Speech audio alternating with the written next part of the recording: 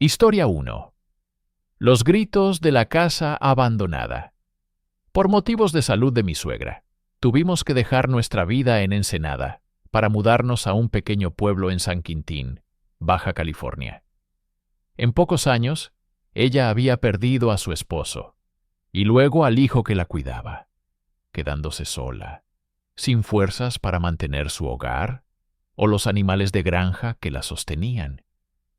Con todos nuestros ahorros y un préstamo, mi esposo decidió dejar su trabajo para que pudiéramos empezar un pequeño negocio en el pueblo y cuidar de su madre, quien siempre ha sido como una segunda madre para mí. Yo llegué primero con nuestro bebé, mientras mi esposo terminaba de arreglar los detalles de la mudanza en Ensenada. Mi suegra me recibió con los brazos abiertos, llena de gratitud, y yo estaba feliz de poder ayudarla. Pero esa alegría pronto se desvanecería. Al terminar mi segundo día en el pueblo, agotada tras ocuparme de los animales, me preparaba mentalmente para repetir la rutina al día siguiente. Pero pasada la medianoche, un grito desgarrador de una mujer pidiendo auxilio me arrancó del sueño. Provenía de la casa de enfrente, que yo creía deshabitada por el estado descuidado de su patio. Me asomé por la ventana, esperando que mi imaginación me estuviera jugando una mala pasada. Pero el grito se repitió, seguido por la voz grave de un hombre ordenándole que se callara. No quise despertar a mi suegra, así que llamé a la policía y les dije que parecía que estaban golpeando a una mujer en la casa vecina. Los gritos continuaron por un rato, pero la patrulla nunca llegó. Me costó mucho conciliar el sueño, preocupada por aquella mujer, imaginando el infierno que estaría viviendo. Recuerdo que me dormí con lágrimas en los ojos, sintiéndome impotente. A la mañana siguiente, durante el desayuno, evité mencionar el tema a mi suegra para no angustiarla. Sin embargo, no pude evitar observar con más atención la casa de enfrente. Parecía estar en completo abandono, lo que me hizo pensar que algo muy oscuro ocurría allí. Esa noche, a las 10:08 en punto, los gritos regresaron, idénticos a la noche anterior, y nuevamente la voz del hombre gritando que se callara. Llamé a la policía de nuevo, esta vez exigiendo que vinieran, o presentaría una queja. Llegaron en unos 10 minutos y yo los esperaba fuera, ya que mi bebé dormía plácidamente. Uno de los oficiales alumbró la casa con su linterna un par de veces y regresó a la patrulla. Cuando vi que se iban, corrí tras ellos, indignada, exigiendo que al menos tocaran la puerta para asegurarse de que la mujer estuviera bien. Uno de los oficiales, con una mirada indiferente, me preguntó si yo había hecho la llamada. Asentí, y ambos bajaron de la patrulla. «Venga con nosotros», dijo uno. Nos acercamos a la entrada de la casa vecina. El oficial forzó la reja ligeramente, y ésta se abrió. «Vamos a entrar solo para que usted vea lo que pasa aquí», dijo. No entendí del todo sus palabras, pero los seguí. Llegamos al porche y me pidieron que me acercara. La puerta principal estaba cerrada, las ventanas cubiertas de polvo. Alumbraron el interior, y lo que vi me dejó helada. Una casa en total abandono, con muebles polvorientos y sumida en la oscuridad. Era evidente que nadie había vivido allí en años. Me disculpé con los policías, pensando que tal vez el grito venía de otra parte. Pero uno de ellos me interrumpió. «No se preocupe, señora, no es la primera vez que alguien reporta esto. Cierre bien sus ventanas e intente dormir». Se fueron, dejándome aún más confundida. Historia 2. El lamento de la noche. Vivo con mi hermano y mi madre en la colonia Guerrero, en la Ciudad de México, a pocos pasos de Tlatelolco. Crecimos aquí, escuchando las historias y leyendas que circulan por estas calles. Pero la primera vez que sentimos verdadero miedo fue cuando ya éramos adolescentes. Habíamos ido a una fiesta en casa de una amiga de mi mejor amigo, Pedro, justo en Tlatelolco.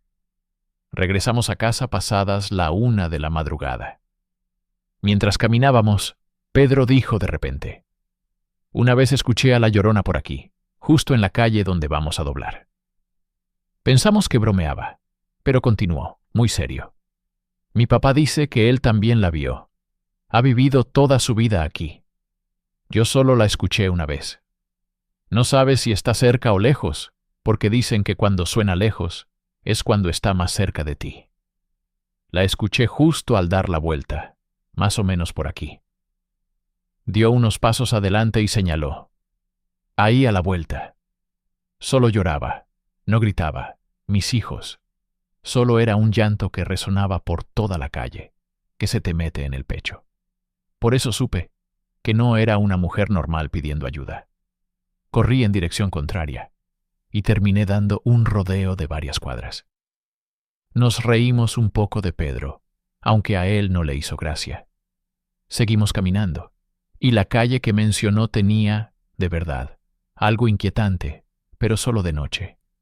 No sé por qué, pero el aire allí se sentía más frío, más pesado. Al día siguiente, como si supiera de qué habíamos hablado, doña Isabel, la señora de la tiendita, nos vendió pan y leche para la cena, aunque ya estaba a punto de cerrar. «Váyanse corriendo a casa», nos dijo. «En estos días he escuchado a la Llorona». Volvimos a reírnos, pero esta vez con un poco de nerviosismo. Mi hermano y yo nos miramos, incrédulos por la coincidencia. «¿Usted ya la ha escuchado, doña Isabel?», le pregunté. «La he visto», respondió ella, muy seria. «No de blanco, como dicen. No es pálida, es una visión aterradora. Una mujer de negro, con el pelo largo que se confunde con su vestido, y una cara espantosa, como si le hubieran arrancado la piel. La vi flotando a medio metro del suelo, y luego desapareció. Pero la vi aparecer de nuevo a lo lejos. Vayan con cuidado a casa, que ya es tarde para estar fuera en noches como esta». Nerviosos, seguimos caminando, intentando reírnos para no tomar en serio las palabras de una señora mayor. Esa noche, mientras intentábamos dormir, escuchamos algo que nos heló la sangre. Mi hermano me despertó sacudiéndome violentamente. «¿Qué pasa?», le pregunté, viendo su cara de terror. «Escucha», dijo. Entonces lo oí, un llanto que no era humano, que venía de la calle y se hacía cada vez más fuerte, como si algo se acercara. Era un sonido que se sentía en la casa, en el suelo, en la cama donde estaba acostado. Nos levantamos y corrimos a la ventana. Desde nuestro cuarto se veía apenas un pedazo de la calle. El llanto se acercaba más y más. Creo que alcancé a ver una silueta asomándose cuando cerré la cortina de golpe y di 2 pasos atrás.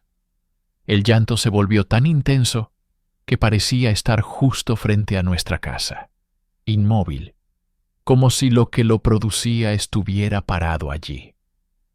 Le dije a mi hermano que se acostara, y aunque ya no éramos niños, lo vi cubrirse la cabeza con la sábana.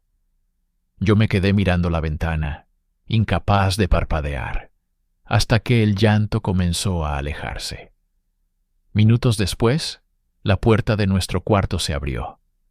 Era mi mamá, revisando que estuviéramos bien.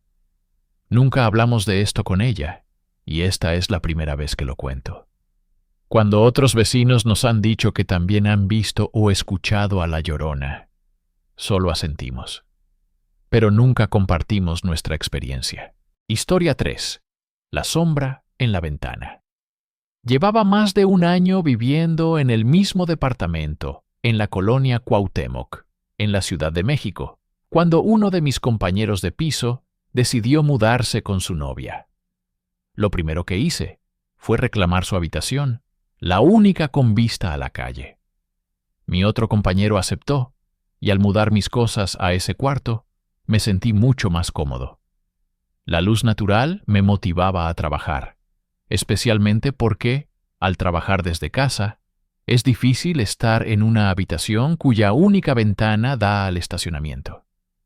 El edificio donde vivo está en una calle que, aunque llena de departamentos modernos, tiene una peculiaridad.